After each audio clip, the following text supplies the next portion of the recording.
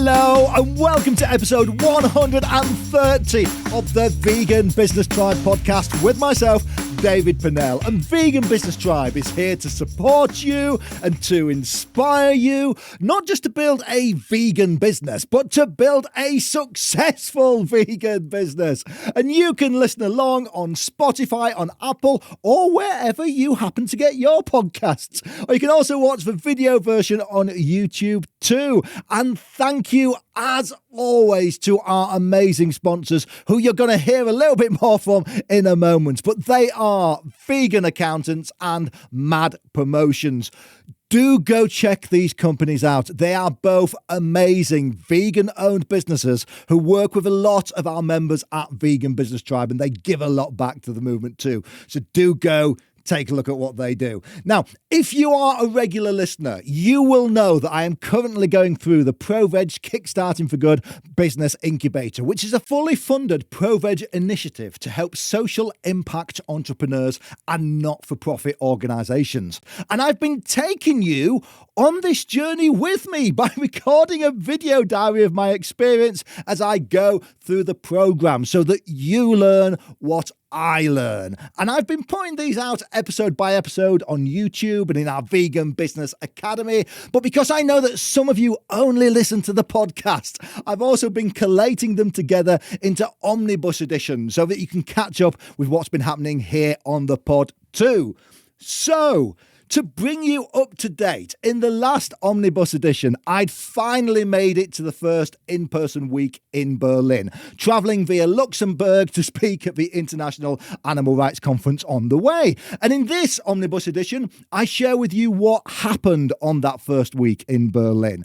And if you missed the first 3 Omnibus editions, well, probably you might want to go listen to them first, just so you know what's happening. Or if you want to see the video version of these diaries, or you just can't wait for the next Omnibus episode to come around, then go check out our YouTube channel or our Vegan Business Academy on the Vegan Business Tribe website at veganbusinesstribe.com. And then you can see them as they are released and you'll be brought bang up to date too. Okay, so let's jump into Omnibus edition number 4 to find out what happened in Berlin. If you are a UK vegan business, wouldn't it be better to have an accountant that shares your ethics? Well, Vegan Accountants have got over 30 years of experience and they're a vegan-founded company. And just to add, they're also our accountants at Vegan Business Tribe because they just get us. They understand why we do what we do and they make sure that we're doing it in the most tax-efficient way possible.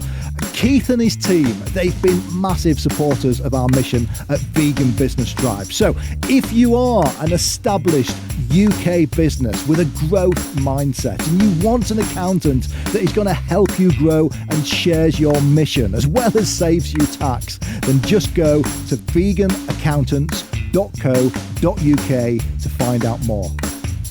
If you are looking to get your business in the news or on the radio or interviewed on TV, then no one's going to get your company noticed like Karen Ridgers and her team at Mad Promotions. And Karen, she's been at the forefront of the vegan media scene for the last 20 years. And Mad Promotions, they're also our media partners at Vegan Business Tribe. So if you've read about us in plant-based news or in Veg Economist, then that's probably because Karen got that story there. So if you are an ethical company or entrepreneur that wants more media coverage, and if you're a company that is looking to make a difference, then that's literally what Mad Promotions stands for. Karen, she's worked with Veganuary, VegFest and all the other big names. So go find out more at mad-promotions.com. It is Sunday and I'm now back at the hotel because even though it's the weekend, we don't get a day off the incubator, but I was kicked out at 5 o'clock because the poor chap who has been looking after us this week, he didn't want to stay longer than 5 o'clock on a Sunday, and I felt really bad because I was the only one who was kind of left there anyway. So I've come back to the hotel to just catch up on a little bit of extra work. And interestingly, in Germany, on Sundays, all the shops shut. That used to happen in the UK back in maybe the 80s and 90s. But it caught me a little bit off guard, because what I've been doing is on the way home, I've just been picking up some groceries and eating back in the hotel. But not today, because all the shops are shut. So fortunately, I've still got some of those terrible fig biscuits left. So that is my dinner this evening. However, we're not going to complain about that. So just a quick update on what we've been working on. And interestingly, the in-person part of the incubator, it's not actually been as intense as the pre-program has been, as the remote part. And that's caught me a little bit by surprise, because we've had pretty much a lecture and a workshop in the morning, and then another lecture or workshop in the afternoon. But the rest of the time, it's been pretty much just free work time to kind of do your own projects and catch up on your tasks and things like that. And so that's been quite surprising. I thought it would be a little bit more intense, but a lot of the people who are here on the incubator, they haven't yet fully worked out what their idea is and what they're building. So a lot of people are working in groups. So there's a lot of kind of sitting on bean bags together and throwing ideas around, which is pretty cool. But yeah, it's not quite as intense as I thought it would be in person. I don't know if that will change over the next couple of days. There's lots of interesting things booked in. I will say, however, the lectures and workshops, discussions, whatever you're going to call them, that we've had, they have been excellent. And they have been facilitated by some amazing people. So we've had Matthew Glover in today, and Matthew's done 2 talks. He did the first one on what mistakes he's made as a business person, which was very entertaining, actually. He went through his early businesses, which were both very successful and very chaotic in equal measures. And he made money and lost money equally by the sound of it. And he showed some very interesting photos, which I'll put on screen now. Of Matthew, that is Matthew Glover. That is Matthew Glover, if you know Matthew when he was younger. I should have added there, Matthew is the guy who founded the Veganuary movement, as well as Veg Capital, VFC, Vegan Food Group, Gen V, which used to be $1 Million Vegan, and lots of other things as well. So Matthew's probably done more business-wise and commercially in the vegan movement than anybody else. So it's been great to have Matthew on board, doing a couple of talks with us as well. Today, we also had a talk from Tobias Lienhardt, who is the co-founder of ProVeg. And Tobias gave a really interesting talk on approaching vegan activism in a really pragmatic way. And this was interesting because it goes against the grain of many vegans, and it's not always a comfortable discussion to have. But he was pointing out that the people in the world who aren't vegan but reduce their meat intake, they actually have a bigger impact on reducing animal suffering than vegans do, because there are far more of them. There are far more people who are happy just to eat a little bit less meat. And you'll know as a vegan, when you meet somebody, they always say, well, I don't eat much meat. Well, those people are actually making a bigger impact than vegans in terms of the number of animals killed for food. And that's what he means by a pragmatic approach, because as vegans, we've sometimes got that cut off, that whole idea that you've either got to be vegan or nothing, when a lot of the time actually engaging people to reduce their meat consumption, that makes more of an impact, because people are a lot more likely to do that than actually go completely vegan. So if that's the case, then a lot of activism should actually be looking at meat reduction strategies over actually trying to turn people vegan. So that was an interesting viewpoint. And, you know, he wasn't presenting it saying, look, this is 100% right. He was saying, look, this is a pragmatic approach. It doesn't sit well with lots of people, but actually, you know, if you look at it purely logistically, that's a far better way to do activism as well.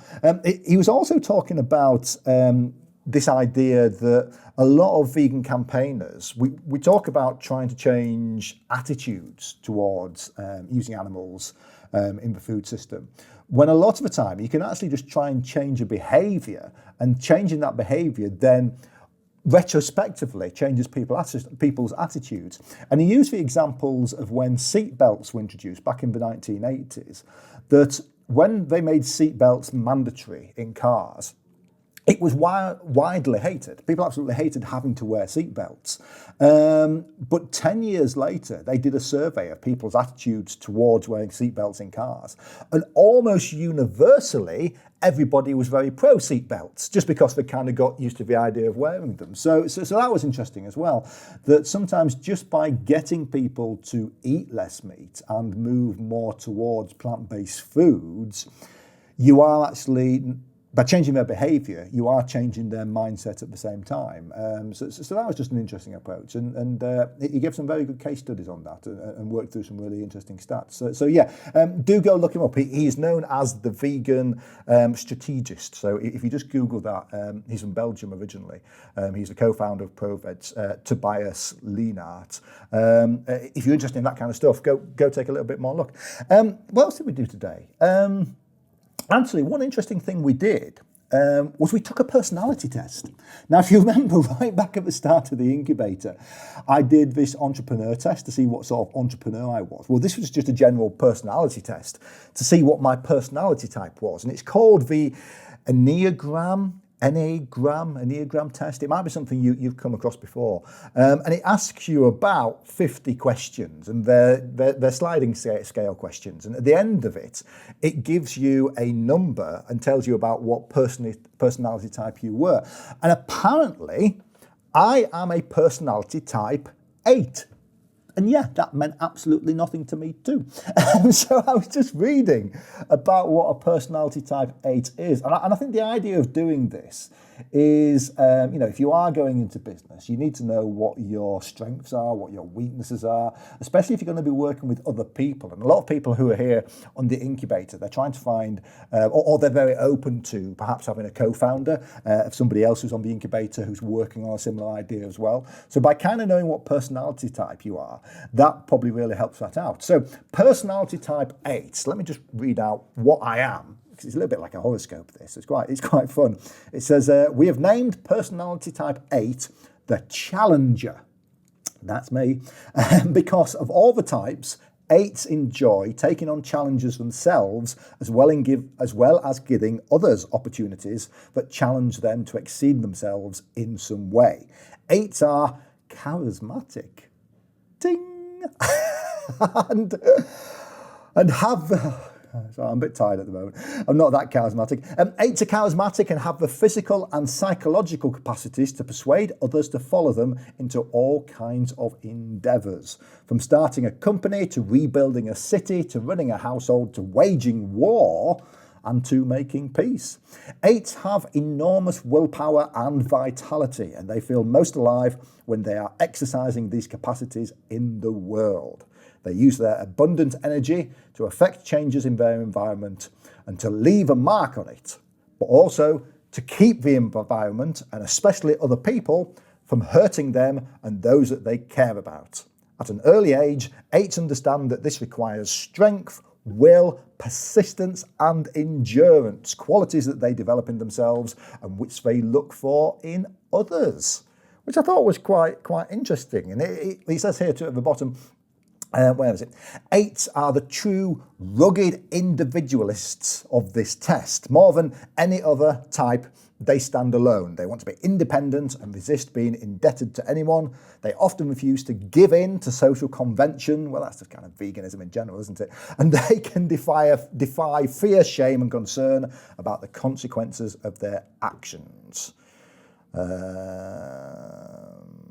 8s are extraordinarily tough and can absorb a great deal of physical punishment without complaint. Now, that last bit is 100% me, or rather, that's something that Lisa takes advantage of, because whenever we go shopping, it's not a very vegan analogy, this, but she does treat me like a pack horse. And I am the one who is carrying everything, especially the shopping up the several flights of stairs to our apartment. And indeed, I've often said that the one thing I am good at is carrying.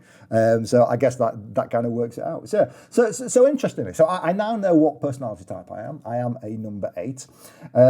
So there we go. So we're going to do something with that tomorrow. So Melanie Joy who I mentioned earlier because she was the person, Dr. Melanie Joy, whose workshop that I went to at the International Animal Rights Conference. She's coming in to do a session with us tomorrow about our personality types. So we did that as a little bit of a preempt. So that's going to be interesting just to see what we go through there. If you want to take this test yourself, and I'd advise you do because it's actually quite interesting, just search for the Enneagram Institute, Enneagram Personality Test. So that's ENNEAGRAM, the Enneagram Institute, the Enneagram Personality Test. And you'll find that. It's just free to do. It asks you to try and buy the report at the end, but you don't need to do it. It can just send you an email with some results in it. So there you go. So I will be back there 8 o'clock tomorrow morning for when they open. I am tending to be sat on the doorstep waiting for them to open in the morning, and then I'm getting kicked out as late as possible at night. I am trying to get everything I can out of this opportunity. I've been here with ProVeg in Berlin. Just really because it's not the sort of opportunity that you get every day. And I think maybe because I'm a little bit older, I mean, what am I now? I'm 47, 48. I'm not that far off 50 myself. I know I don't look it. Thank you so much. But you know, it's tick-tock. You know, the clock is ticking. I want to make an impact in the vegan and animal rights movement. I want to help more vegans make an impact with their business. And I've been given a little bit of a golden opportunity to be guided through building something with Vegan Business Tribe to help you do that. So I'm very aware that time is ticking. 200 million land animals are killed every single day to be eaten. And every day we spend here not moving forwards is another 200 million that die. I tell you what, one thing I'll just finish on, something really interesting I've learned over the last couple of days is not all vegans are animal lovers. Now, this is something I've always struggled with a little bit because I am not, and I shouldn't be saying this, should I? But I am not particularly an animal lover. I don't have a companion animal.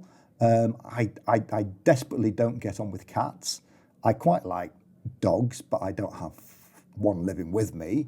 I've never would describe myself as an animal lover, but I just think that killing animals and making them suffer is terrible. I think it's horrendous. I think it's very, very wrong. And you know, when I turned vegan and I kind of learned what goes on in animal agriculture, I was angry. I was absolutely devastated that I'd played part in that, and I was really angry that I was really angry at all the propaganda which led me to that place. But I found that other vegans feel that too. So that was one of the facts which Sebastian, the founder of ProVeg, said as well. He's not particularly an animal lover. Tobias, the other co-founder, absolutely is. You know, he rescues animals. He's done lots of kind of hands-on work with it. But there are a lot of vegans out there that just think it's wrong, even though they don't particularly consider themselves to be animal lovers. So that was quite a revelation because I've never felt I could actually come out and say that. But quite a lot of vegans come from that same place. I mean, I could equally say that I'm not, a big fan of people from Belgium, but I would think it was absolutely horrific if we were eating and killing people from Belgium. And so I guess that kind of applies to veganism as well. So interesting, yeah, and just quite nice to know that I'm not the only one with that viewpoint. Right, slightly odd point to end on maybe. But thank you so much. Also thank you for those people who are watching these video diaries. I've had some lovely comments, and especially, I didn't mention this before, when I was at the International Animal Rights Conference, I had several people come up to me saying that they've been watching some of these diary entries as well. So thank you so much. If you've been watching it, do send me an email on hello@veganbusinesstribe.com or send me a WhatsApp or whatever you want to do. But it's just really nice to get that feedback too. Right. I'll try and get this edited. I'll try and put this out today and then get to bed and start again tomorrow. Catch you later.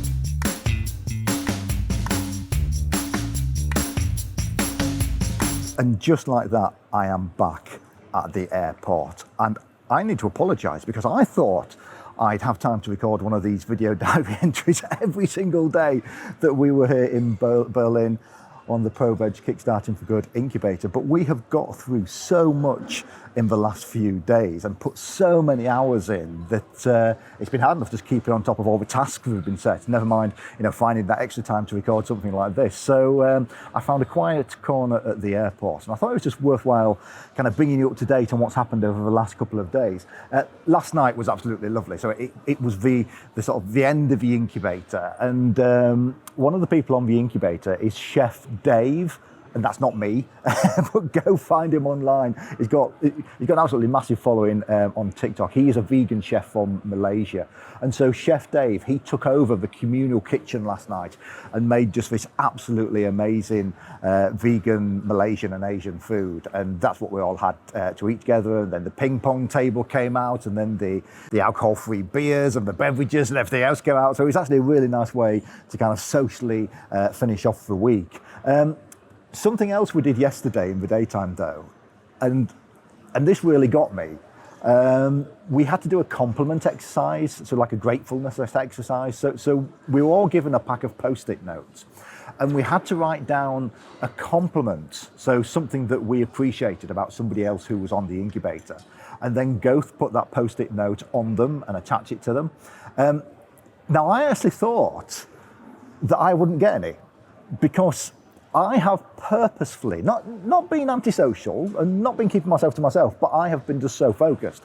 I have spent every waking moment where we've not been in a workshop or listened to a lecture on the computer, getting the work done, sketching stuff out and things like that. So I've not particularly been socialising and maybe not making as strong as connections as some people have on the incubator.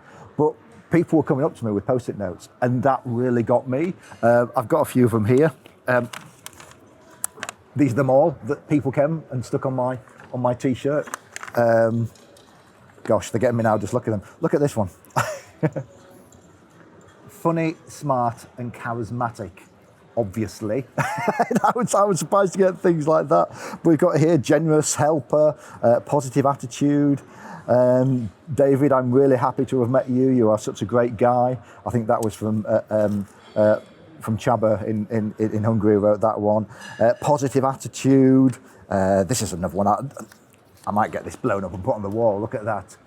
The coolest, happiest and smartest. There we go. And it was just lovely. And it was just lovely to receive these sort of compliments, and to know that, yes, although I was there not socialising maybe as much as some people and kind of in my own little work bubble for a lot of it, that it was still nice to make those connections and to have that impact on the other people who were there. So I'm kind of getting a little bit emotional now just thinking about that. So that was really nice. And that was a wonderful exercise to do, because I was able to do the same to other people. I was able to write out some of the things I really appreciated of the people on the course and go just stick my Post-it on those too.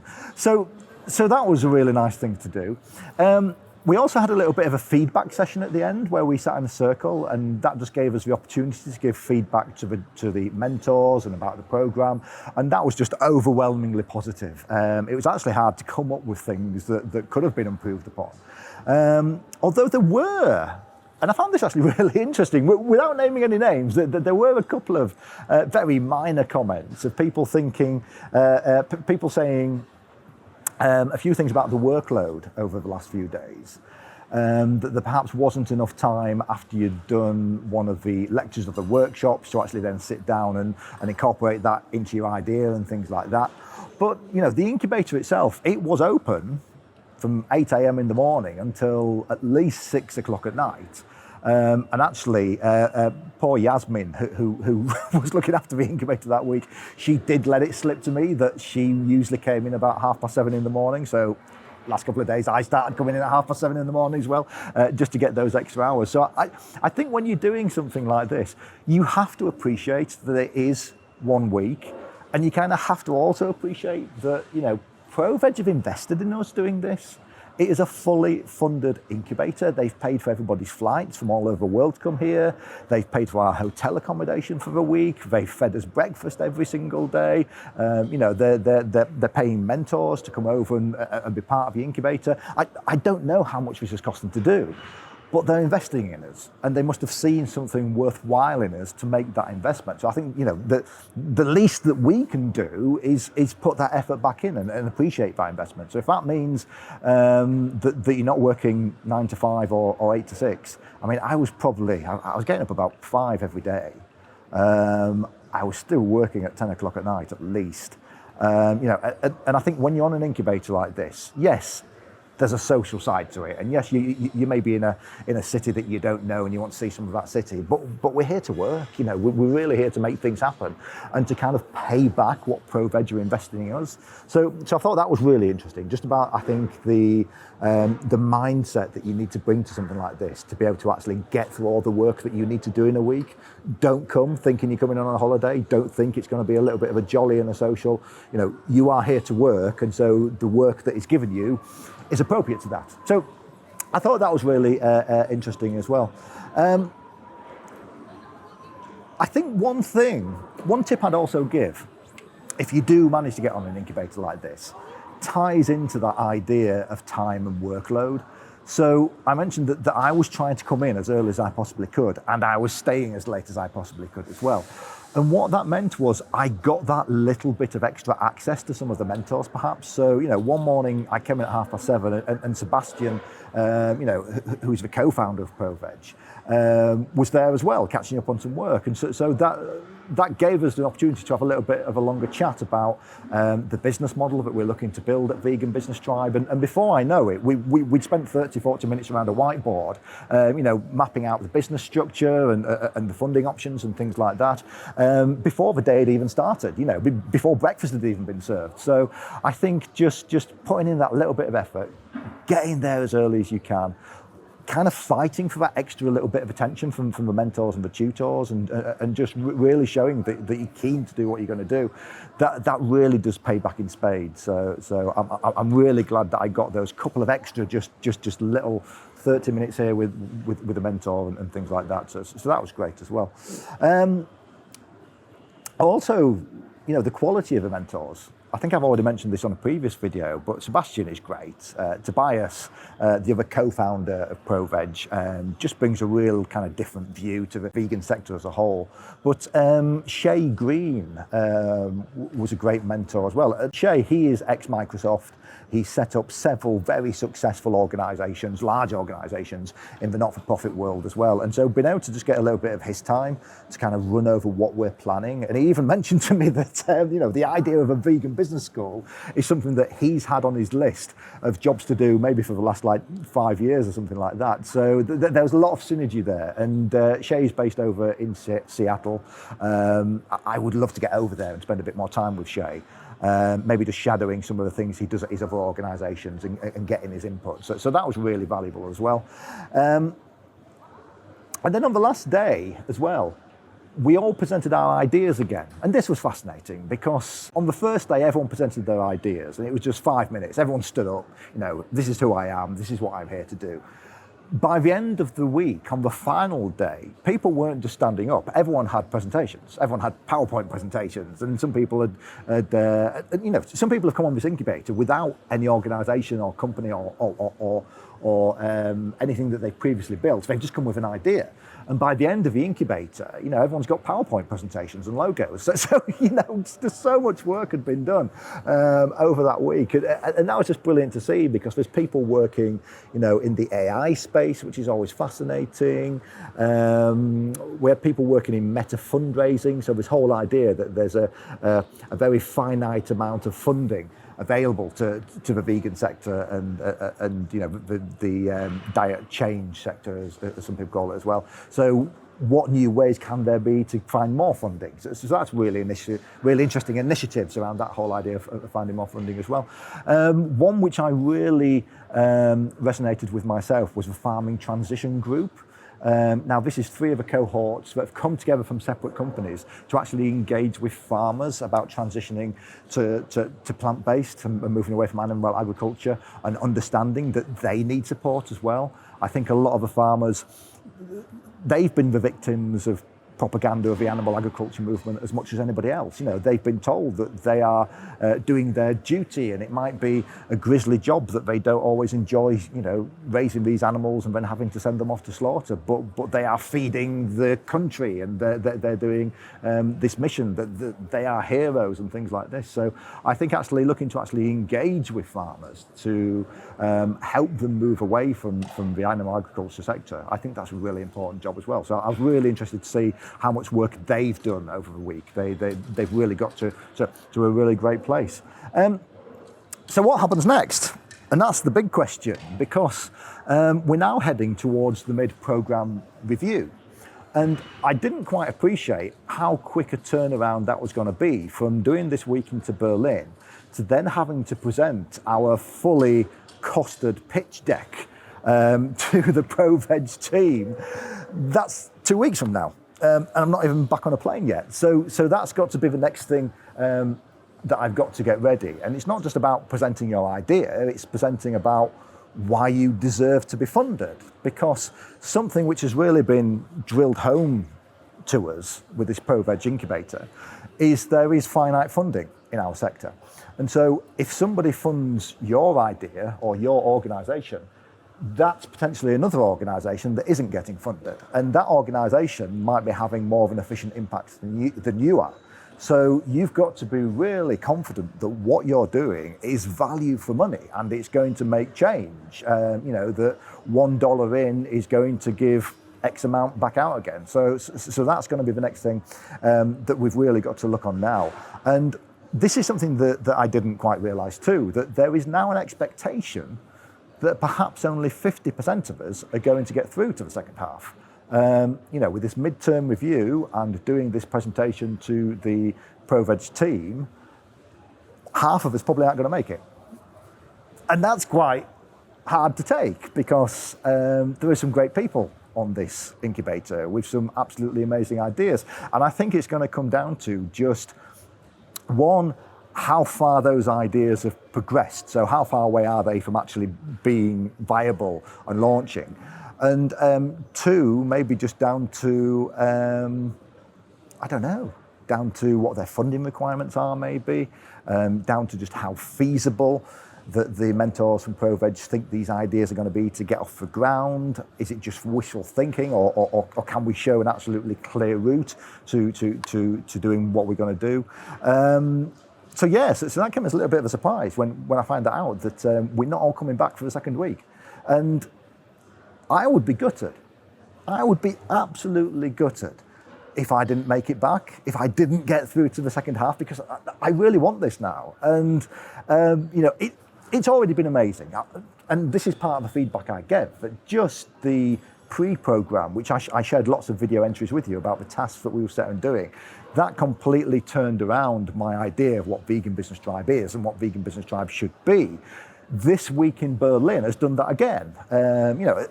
Especially that 30, 40 minute session that I spent one-on-one with Sebastian, just going through the business model and basically our revenue model. That set me off in another direction that I'll do a separate video on as well. And so it's been so worthwhile being here. I've learned so much, but it's also just spending time with the people who've already done this.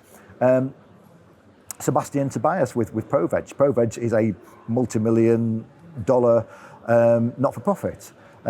With Shay and the companies that he set up, again, very large not-for-profit organisations. Matthew Glover was with us this week as well for part of it, and what he's done with Veganuary and VegCap and everything else, and just spending time with these people and saying, actually, yes, this is normalising it now. There is no reason that we can't build Vegan Business Tribe to the same level of some of those organisations.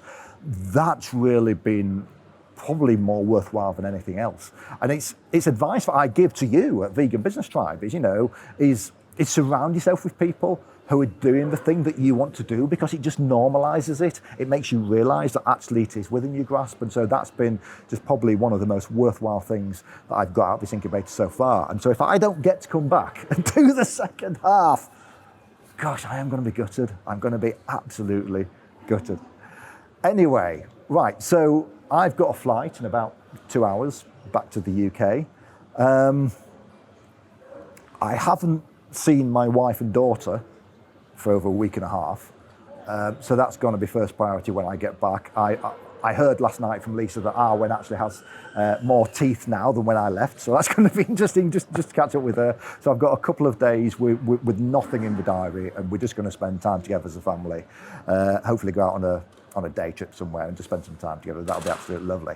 But then it's got to be back into it, because it's 2 weeks until the midterm review, 2 weeks until I've got to present Vegan Business Tribe with a fully funded, fully costed plan and roadmap that we're going to be able to achieve over the next few months.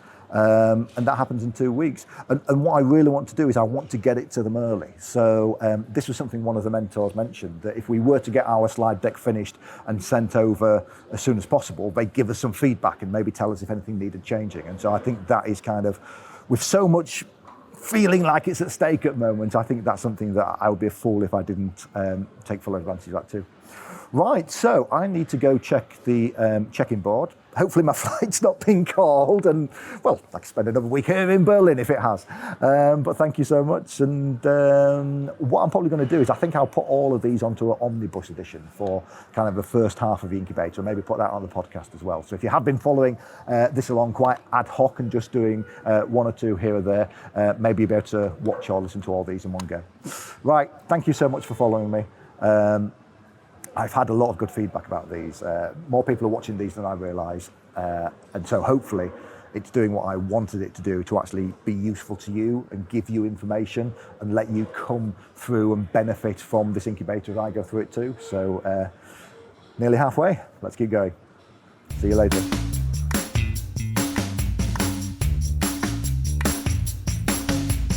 And in the next Omnibus, which I'll release in a couple of weeks' time, you'll be able to find out what work I did between the 2 in-person phases, including creating our midterm pitch document, which we had to submit to see if we got chosen to go through to the second half of the incubator. So stressful stuff. And if you just can't wait till then, you can watch all my video diaries for the ProVeg Kickstarting For Good incubator on our YouTube channel, or take a look in the Vegan Business Academy over at veganbusinesstribe.com. And if you want to surround yourself with more people who are on the same mission as you are, then please do come sign up with us at Vegan Business Tribe. It is currently only £18.99 a month. It is a bargain. And we've got members from all over the world. And you get access to all our content, our courses, our online meetups, our events, our business clinics, and everything else you get. And you also get access to the most amazing community of vegan